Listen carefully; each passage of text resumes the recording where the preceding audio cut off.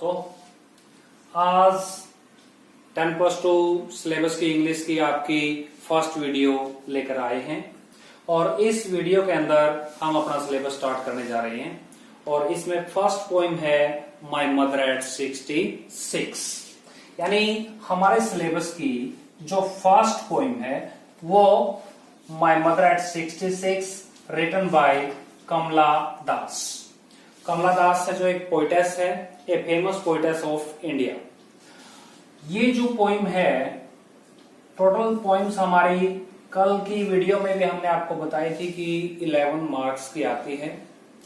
तो इसमें 11 नंबर के अंदर जो चीजें आती हैं, दो स्टैंजे आते हैं, दो स्टैंजों में से कोई एक स्टैंजा करना है और वो 5 नंबर का आपका आएगा। तो उसी लिए जो सबसे पहले हमारा फर्स्ट पार्ट है इसका माय मदर एट 66 का, वो हम कर रहे हैं। अब इसके बुक्स के अंदर आपको दो चीजें लिखी हुई मिलती हैं, या तो एक्सट्रैक्ट लिखा हुआ मिलता है या फिर आपको स्टैंजा लिखा हुआ मिलता है। स्टैंजा या एक्सट्रैक्ट दोनों का मीनिंग भी आपको पता होना चाहिए कि स्टैंजा क्या होता है और एक्सट्रैक्ट क्या होता है। एक्सट्रैक्ट है जो उसको हम हिंदी में बोलते हैं भाग, हिस्सा। किसी भी बड़ी चीज का जो कोई छोटा सा पार्ट होता है, हिस्सा होता है, उसको बोला जाता है एक्सट्रैक्ट। दूसरी जो चीज है स्टैंजा। स्टैंजा है जो, ये दो चीजें होती हैं, एक स्टैंजा होता है और एक पैसेज होता है। जो स्टैंजा है वो पोइम से रिलेटेड होता है और जो पैसेज है वो हमारा चैप्टर से रिलेटेड होता है।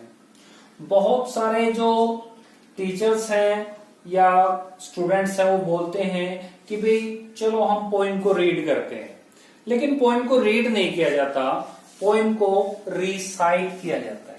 क्या किया जाता है? रिसाइट। रिसाइट का मतलब भी पढ़ना है और रीड का मतलब भी पढ़ना है। दोनों चीजों का मतलब पढ़ना है, लेकिन यूज अलग अलग किए जाते हैं। क्यों किए जाते हैं उसके पीछे भी एक रीजन है, और वो रीजन क्या है कि भाई जिस भी चीज के अंदर राइम पैदा होता है, राइम मीन्स लय, जिसमें लय पैदा होगी उसको हम बोलते हैं रिसाइट, और बाकी जो नॉर्मली चीज पढ़ी जाती हैं उनको बोला जाता है रीड। अगर आगे से कभी भी आप किसी भी अपने छोटे बहन भाई को बोलते हो या कोई भी टीचर जो बोलता है तो वो आपसे क्या कहेगा? Recite the poem, not A read the poem. तो अब हम स्टार्ट कर रहे हैं अपना फर्स्ट स्टैंजा। इसके अंदर जो मीनिंग है वो उनको ध्यान से आप देखते रहिए, क्योंकि जो भी क्वेश्चन हमारे पुट होंगे वो इस स्टैंजे पर बेस्ड ही होंगे। ठीक है, तो फर्स्ट लाइन है हमारी, driving from my parents home to Cochin last Friday morning. यहाँ पे जो कमला दास है वो अपने बारे में बता रही है कि वे वो अपने माता पिता के घर से कोचिन हवाई अड्डे की तरफ जा रही थी। ड्राइविंग का मतलब यहाँ पे क्या है? गाड़ी में। कि वे जो कमला दास है वो अपने माता पिता के घर से कोचिन हवाई अड्डे की तरफ गई लास्ट फ्राइडे मॉर्निंग, पिछले शुक्रवार की सुबह को। आई सा माई मदर, कवित्री कहती है कि मैंने अपनी माँ को देखा, बिसाइड मी, जो मेरे बिल्कुल समीप बैठी हुई थी, पास बैठी हुई थी। बिसाइड जो वर्ड है ये प्रीपोजिशन के अंदर आता है, बी साइड, और एक होता है बी साइड्स। सिर्फ एस का डिफरेंस है, बिसाइड का मतलब होता है समीप और बिसाइड्स का मतलब होता है के अतिरिक्त या के अलावा। तो बिसाइड मी, जो मेरे बिल्कुल पास बैठी हुई थी। डोज का मतलब क्या है? ऊंघना। स्लाइटली स्लीप या drowse.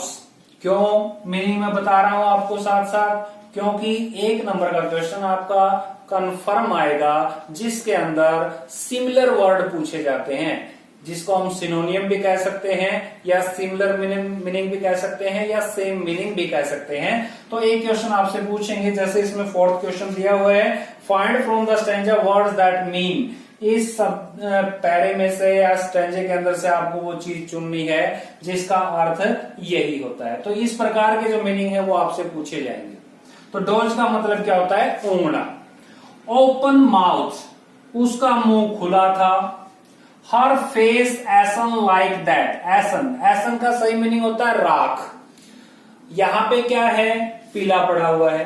Like that of A corps, ये क्रॉप नहीं है, क्रॉप का मतलब होता है फसल, और कॉर्प्स का मतलब क्या है? डेड बॉडी, मृत शरीर। तो हर फेस ऐसा like that of A corps, उसकी मां का चेहरा इस प्रकार से कमजोर और पीला पड़ा हुआ था जिस प्रकार से एक मृत व्यक्ति का चेहरा कमजोर और पीला पड़ा हुआ होता है।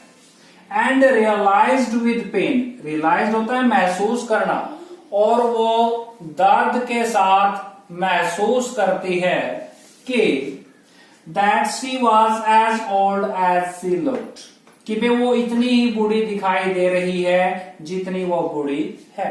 लेकिन कुछ बुक्स के अंदर यहाँ पे लाइन चेंज की हुई है, वो क्या कहती है? And realised with pain that her mother not live long, कि उसकी मां है जो अधिक लंबे समय तक जीवित नहीं रहेगी। But soon that thought away, परंतु जल्दी ही वो अपने विचारों को एक तरफ छोड़ देती है, यानी उसके मन में जो विचार चल रहे थे उनको उसने एक तरफ कर दिया। अब एक बार इसको दोबारा से फिर रिवाइज कर लीजिए, आपको साथ साथ ही पोइम याद होती चलेगी, आपको बुक्स उठाने की जरूरत नहीं है, कोई भी चीज आपको करने की जरूरत नहीं है। पोइम की जो स्टैंजा है उसका स्क्रीनशॉट आप साथ साथ ले सकते हैं, और अपना जो चैनल है उसको सब्सक्राइब कीजिए और ज्यादा से ज्यादा शेयर कीजिए। Driving from my parents home to Cochin last Friday morning, पिछले शुक्रवार की सुबह को मैं अपने माता पिता के घर से कोचिन हवाई अड्डे की तरफ जा रही थी। आई सा माई मदर, मैंने अपनी माँ को देखा। बिसाइड मी, जो मेरे पास बैठी हुई थी।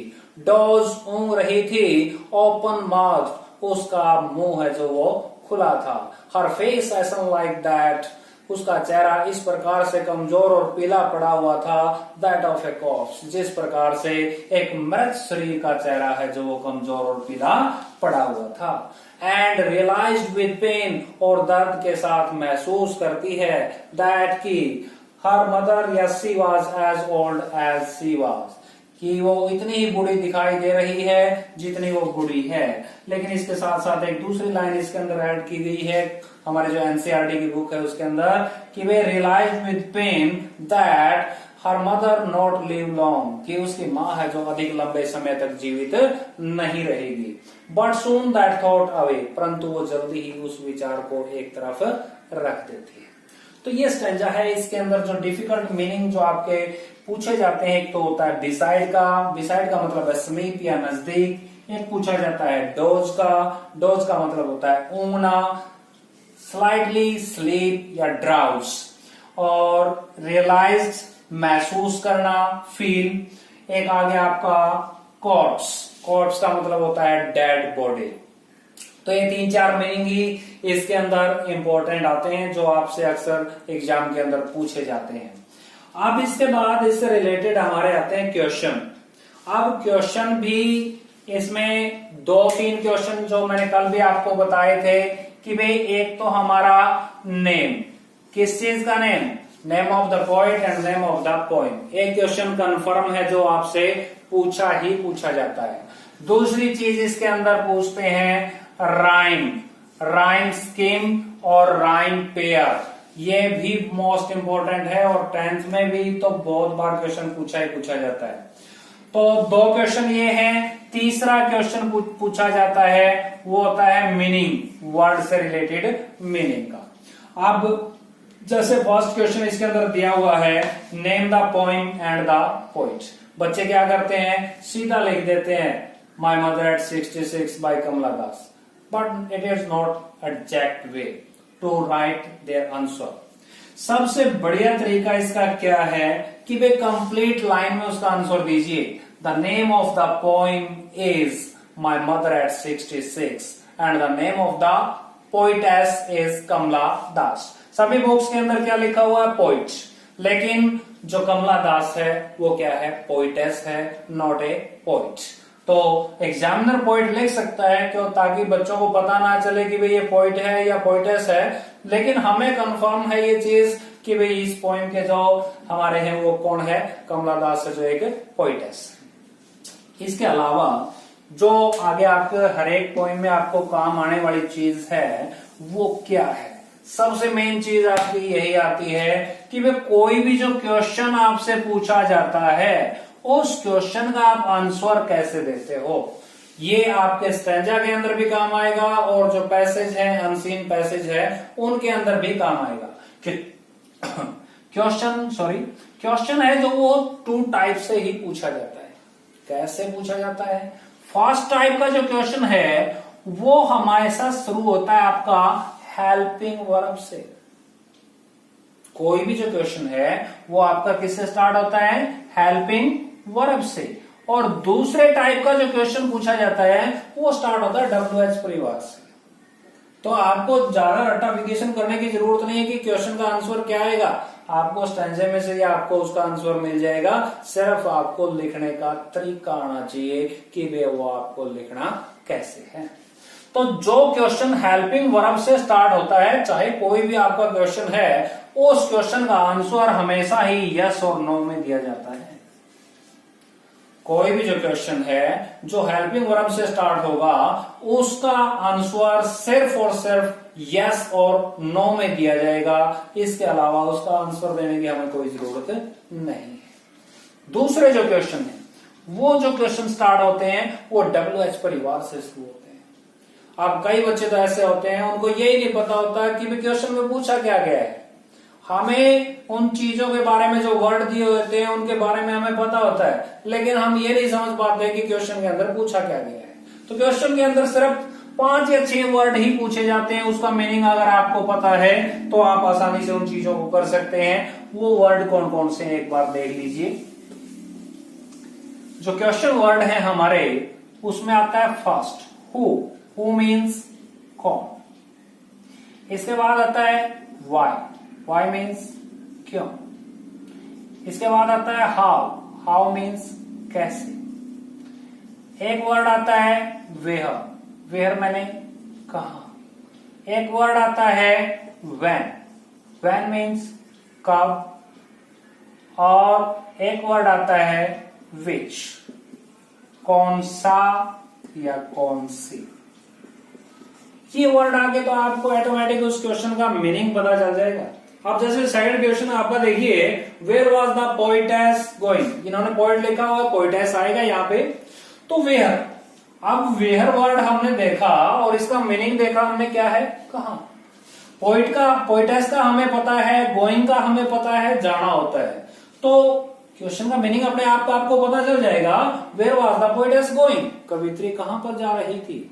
अब ये क्वेश्चन आपको मिल गया तो इसके आंसर की आपको टेंशन ही नहीं है, क्योंकि आपने स्टैंजा पढ़ लिया है। कवित्री कहां पर जा रही है, कोचीन एयरपोर्ट की तरफ जा रही है।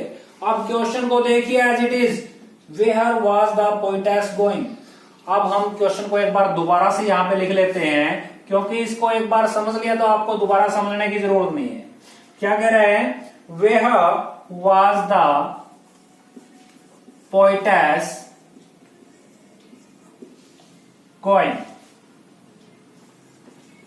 अब ये क्वेश्चन है। अब इस क्वेश्चन के अंदर हमें क्या चीजें चाहिए जिससे हम आंसर दे दें। जब भी कोई क्वेश्चन पूछा जाता है उसके अंदर क्या होता है, क्वेश्चन वर्ड होता है, उसके बाद हेल्पिंग वर्ब होती है, उसके बाद सब्जेक्ट होता है, उसके बाद मेन वर्ब होती है, और हमें क्वेश्चन का जवाब क्या देना होता है, ऑब्जेक्ट देना होता है। अब इस क्वेश्चन को अगर हम समझ लें तो हम क्या करेंगे, सबसे पहले जब आंसर देंगे उसका हमें क्या चाहिए, सब्जेक्ट। फिर हम क्या यूज करेंगे, हेल्पिंग वर्ब। फिर हम क्या यूज करेंगे, मेन वर्ब। और हमें जो जवाब देना है वो क्या देना है, सिर्फ ऑब्जेक्ट का जवाब देना है। हमें अपने पास से तो कुछ ऐड करना ही नहीं है उसके अंदर। अब देखिए हमारा द पोइटेस हमारा सब्जेक्ट हो गया, वाज हमारी हेल्पिंग वर्ब हो गई, गोइंग हमारी मेन वर्ब हो गई। 3 चीजें तो हमें अपने आप मिल गई क्वेश्चन के अंदर ही। तो याद करने की हमें क्या जरूरत है, सब्जेक्ट हमारा लीजिए द पोइटेस, हेल्पिंग वर्ब आ गई वाज, उसके बाद मेन वर्ब आ गई गोइंग, एज इट इज लिख दिया हमने, the poetess was going. Add क्या करना है इसके अंदर, सिर्फ और सिर्फ हमें क्या ऐड करना है, ऑब्जेक्ट। तो वो कहां पर जा रही थी, कोचिंग। तो क्या आ जाएगा answer, the poetess was going to Cochin. Simple, कोई जरूरत नहीं है ज्यादा टेंशन लेने की। जिस टेंस के अंदर आपको क्वेश्चन दिया गया है उसी टेंस में आपको आंसर उसका देना है। नेक्स्ट क्वेश्चन देखिए, how did the poetess mother look, उसकी मां कैसे दिखाई दे रही थी, कमजोर दिखाई दे रही थी। तो सब्जेक्ट अपना क्या है, the poetess, the poetess mother, ये हमारा सब्जेक्ट हो गया। अब हेल्पिंग वर्ब इसमें डिड दी हुई है, डिड के साथ क्या मिलता है, हमेशा वर्ब की फर्स्ट फॉर्म। लेकिन जब आंसर में लिखेंगे अगर डिड दिया हुआ तो वर्ब की सेकंड फॉर्म में इसको कन्वर्ट कर देंगे, तो क्या हो जाएगा, looked. The poetess mother's looked very wan and pale, जो बहुत ही कमजोर और पीली पड़ी हुई दिखाई दे रही है।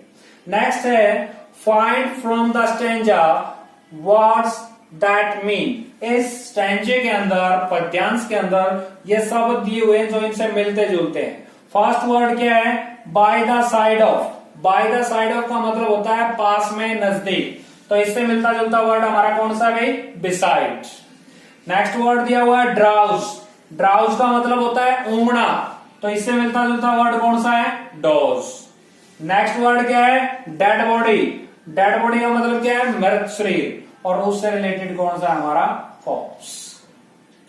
तो इस प्रकार से आज हमारा एक स्टैंजा है जो वो कंप्लीट हो गए हैं। आज का जो मेन आपका काम रहेगा, क्वेश्चन है जो वो हमारे किस तरह से शुरू होते हैं, उनको आंसर हमें किस प्रकार से देना है, वो चीजें मेन रहेंगी। इसके पोएम के 2 स्टैंजे रहते हैं, वो नेक्स्ट वीडियो में हम कंप्लीट कर देंगे। अगर हमारी वीडियो पसंद आ रही है तो इसको शेयर और सब्सक्राइब जरूर करें। Thank you.